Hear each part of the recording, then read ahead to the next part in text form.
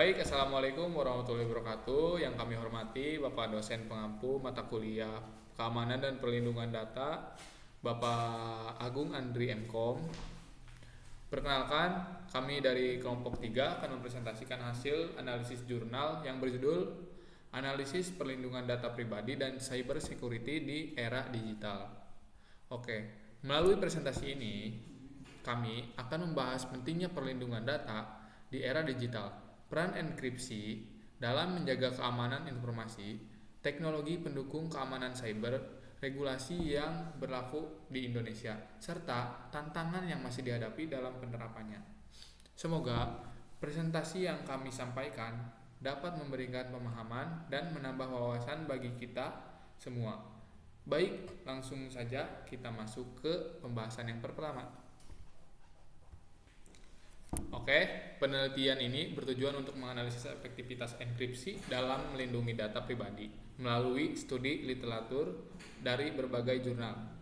Hasil penelitian menunjukkan bahwa kombinasi algoritma AES dan RSA mampu meningkatkan keamanan data secara signifikan.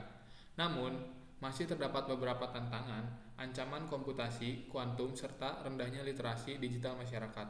Oleh karena itu, perlindungan data tidak cukup hanya mengandalkan teknologi, tetapi juga membutuhkan regulasi dan edukasi terhadap pengguna. Oke, pada bagian pendahuluan dijelaskan bahwa data merupakan aset yang sangat berharga bagi individu maupun organisasi.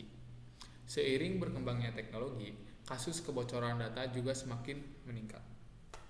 Salah satu solusi utama adalah pengguna enkripsi, yaitu proses mengubah data menjadi bentuk yang tidak dapat dibaca oleh pihak yang berwenang. Selain itu, meningkatnya serangan cyber dan rendahnya kesadaran masyarakat menjadi alasan mengapa keamanan data harus menjadi prioritas. Penelitian ini mengkaji beberapa jurnal terdahulu. Al-Madira dan rekan-rekan menyatakan bahwa kombinasi AES dan RSA efektif dalam menjaga keamanan data. Firmansyah menjelaskan bahwa keamanan data perlu didukung teknologi lain seperti AI, cloud computing, IoT, firewall, EIM, dan multifactor authentication. Fania membahas pentingnya Undang-Undang Nomor 27 Tahun 2022 sebagai dasar perlindungan data pribadi. Sedangkan Bakis dan Nasution menekankan bahwa rendahnya kesadaran masyarakat masih menjadi tantangan utama sehingga diperlukan kolaborasi antara pemerintah dan perusahaan dan masyarakat. Nah, untuk selanjutnya yaitu ada metodologi. Nah, metode yang digunakan adalah penelitian kualitatif dengan pendekatan studi literasi. Penulisan ini bersumber dari jurnal nasional dan internasional dari tahun 2023 sampai 2025 tentang enkripsi, keamanan siber dan perlindungan data. Nah, selanjutnya dilakukan identifikasi jurnal, analisis hasil penelitian, kemudian membandingkan dan mengelompokkan berdasarkan 4 aspek, yaitu yang pertama yaitu ada enkripsi, arsitektur keamanan, yang ketiga regulasi, dan yang terakhir yaitu literasi serta tantangan implementasi. Oke, next pembahasan selanjutnya yaitu tentang enkripsi. Nah, pada pembahasan pertama itu dijelaskan bahwa enkripsi merupakan fondasi utama keamanan data. Data yang disimpan dan dilindungi menggunakan AES, sedangkan pertukaran kunci dilakukan dengan RSA. Selain itu digunakan pula konsep end-to-end encryption agar dapat pengirim dan penerima dapat membaca data tersebut. Namun, di penelitian kali ini kita akan menegaskan bahwa enkripsi saja belum cukup karena banyak bocoran dan justru disebabkan kesalahan atau kelalaian dari pengguna tersebut. Oke, jadi pada slide kali ini kita akan membahas tentang integrasi teknologi pendukung. Selain enkripsi, ada beberapa teknologi lainnya yang mendukung keamanan data. Yang pertama yaitu contohnya ada AI. Nah, AI ini digunakan untuk mendeteksi ancaman secara otomatis. Nah, yang selanjutnya itu ada cloud computing untuk memudahkan menyimpan data tetapi harus dikonfigurasi dengan benar agar tidak terjadi kebocoran. Nah, untuk yang ketiga yaitu ada IoT, juga perlu diamankan karena sering menjadi sasaran. Ya, sedangkan selanjutnya itu ada firewall dan IAM dan MFA. Nah, ini itu digunakan untuk mengatur hak akses sehingga hanya pengguna yang berwenang yang dapat masuk ke sistem. Semua teknologi ini harus didukung oleh sumber daya manusia yang kompeten dan audit secara keamanan secara berkala. Oke, untuk slide selanjutnya yaitu ada regulasi dan faktor manusia. Baik, pada slide ini kita akan membahas bahwa menjaga keamanan dan tidak hanya bergantung pada teknologi ya, tetapi juga dengan dipengaruhi oleh regulasi dan faktor manusia. Dari sisi regulasi, Indonesia sudah memiliki Undang-Undang Nomor 27 Tahun 2022 tentang Pelindungan Data Pribadi atau Undang-Undang PDP. Undang-undang ini dibuat untuk memberikan pelindungan terhadap data pribadi masyarakat agar tidak digunakan atau disebarluaskan tanpa izin. Melalui undang-undang ini, setiap organisasi atau perusahaan yang mengelola data pribadi memiliki tanggung jawab untuk menjaga keamanan data tersebut. Selain itu, masyarakat juga memiliki hak untuk mengetahui bagaimana data mereka digunakan. Namun, meskipun regulasi sudah ada, penerapannya masih menghadapi beberapa tantangan. Misalnya, masih ada organisasi yang belum menerapkan sistem keamanan data dengan baik, pengawasan yang belum maksimal, serta masih kurangnya kesadaran mengenai pentingnya pelindungan data.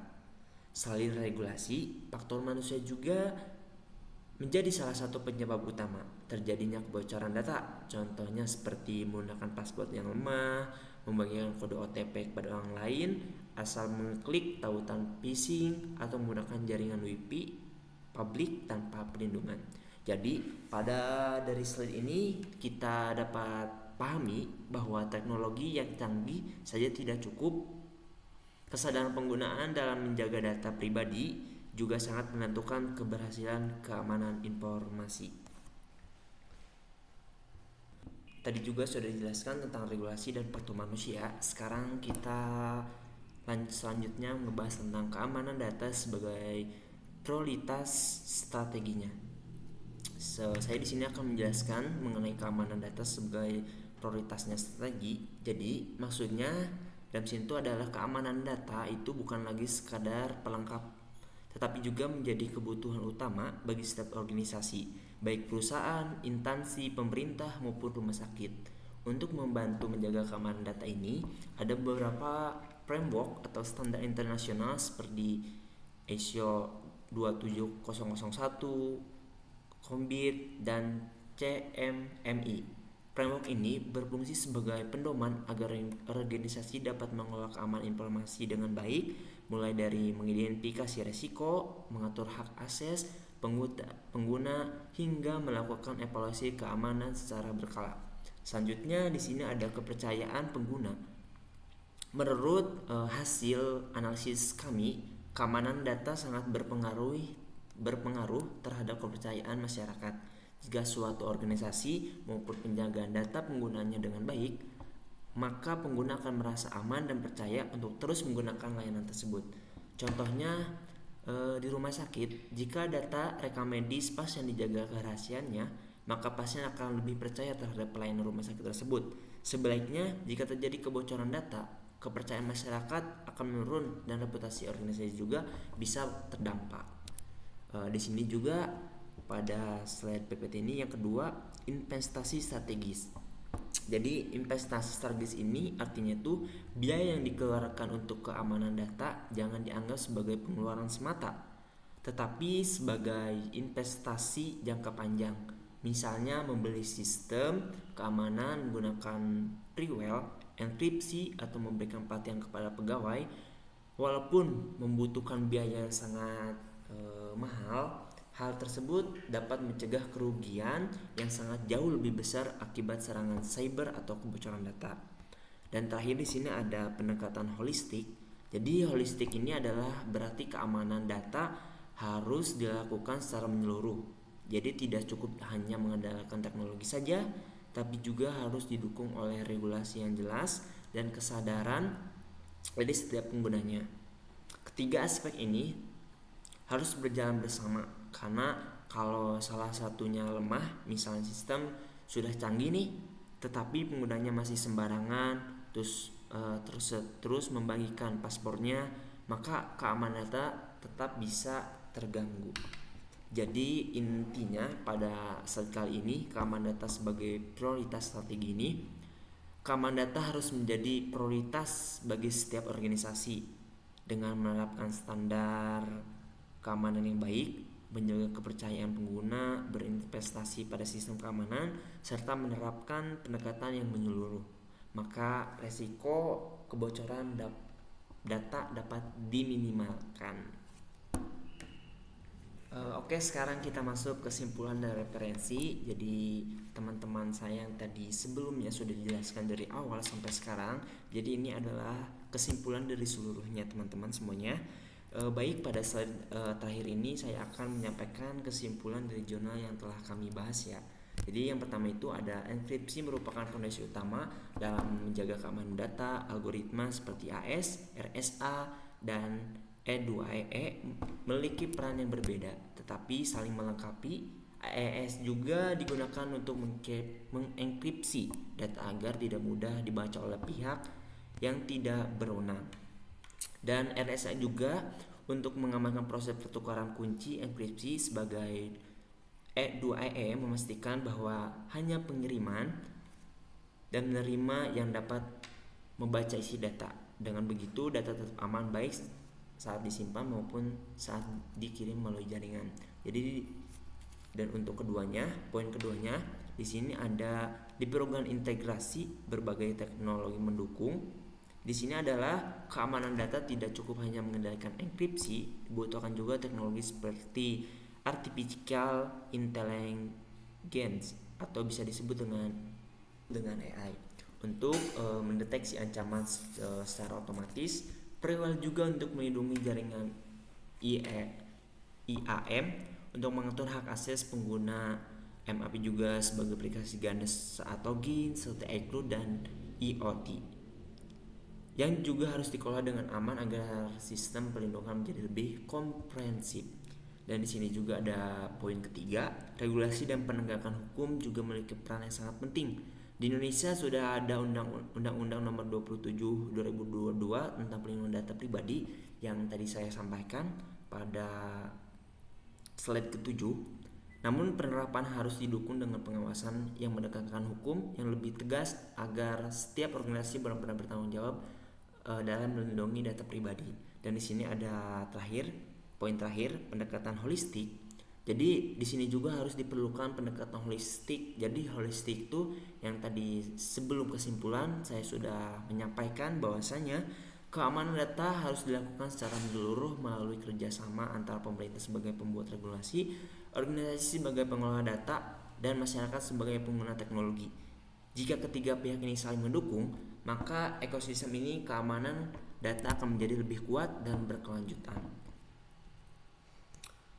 Ini adalah hasil analisis kami dan kesimpulan kami dari jurnal bahwasanya keamanan data tidak bisa hanya mengendalikan satu aspek saja. Diperlukan kombinasi antar teknologi yang baik, regulasi yang kuat, dan kesadaran manusia agar data pribadi dapat terlindungi dari berbagai ancaman cyber di era digital. Oke, semuanya demikian presentasi yang dapat kami sampaikan. Kami menyadari bahwa presentasi ini masih memiliki keterbatasan, oleh karena itu kami sangat mengharapkan kritik dan saran yang membangun untuk perbaikan di masa mendatang. Terima kasih atas perhatian semuanya. Mohon maaf apabila terdapat kekurangan dalam penyampaian kami. Wassalamualaikum warahmatullahi wabarakatuh. Ingat sajane Sultan Hamengkubuwono Buwono kaping 9.